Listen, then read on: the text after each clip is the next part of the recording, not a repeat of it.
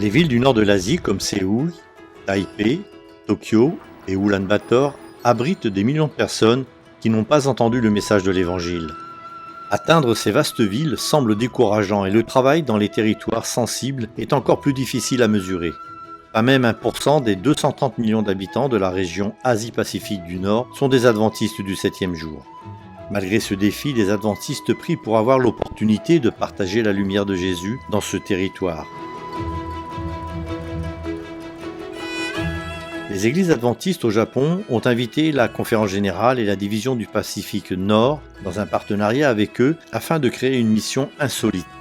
L'Église adventiste du Japon a invité la Conférence générale et la division Asie-Pacifique du Nord à s'associer à elle pour créer une toute nouvelle mission d'exception, un mouvement massif d'implantation d'églises et de formation de disciples. Depuis Tokyo, la plus grande ville du monde, le mouvement est fort ambitieux. Travailler de manière plus proche avec les dirigeants de l'église locale japonaise, une équipe de missionnaires implanteurs d'églises est sur le terrain. Ils apprennent la langue et décident comment mieux partager Jésus avec les Japonais. Les 3 couples de missionnaires ont passé chaque jour des heures à une préparation personnelle pour travailler dans le centre de Tokyo.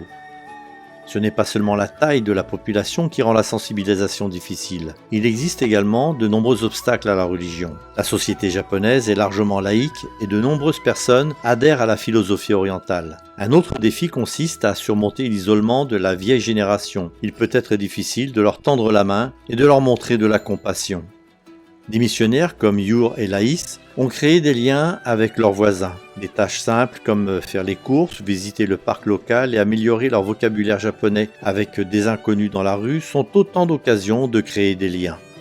L'équipe de missionnaires se rassemble chaque sabbat pour prier, étudier la parole de Dieu, manger, rire, partager leurs défis et rechercher ensemble le Saint-Esprit. Aya est un très bon exemple de membre d'église locale qui a pris l'esprit de la mission d'exception à cœur. Elle fait de sa maison un lieu d'accueil pour le ministère, spécialement pour les parents et les enfants. Certains ont introduit la Bible pour la première fois dans leur foyer, d'autres ont même demandé à prier pour leur famille.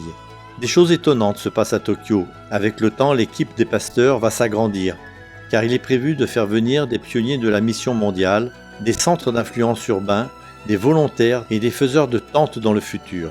Le défi d'exercer un ministère dans la plus grande ville du monde peut parfois sembler excessif, mais la puissance de Dieu peut surmonter toutes les barrières. Nous vous demandons de continuer à prier pour la mission d'exception, d'implantation d'églises et de mouvements de faiseurs de disciples. Merci pour vos offrandes qui soutiennent notre mission et qui impulsent ainsi notre travail.